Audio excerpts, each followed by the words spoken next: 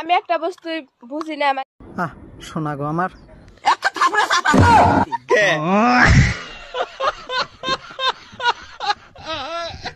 কি বস্তু গো শোনা তুমি বোঝো না? আমাকে একটু ভাঙ্গা কও, আমি তোমাকে বুঝাইয়া দিমুনি। মানে মাসে বেকা বললে মাসে কান্দে, ফাঁসি দিয়ে মরে, বিষ খেয়ে মরে।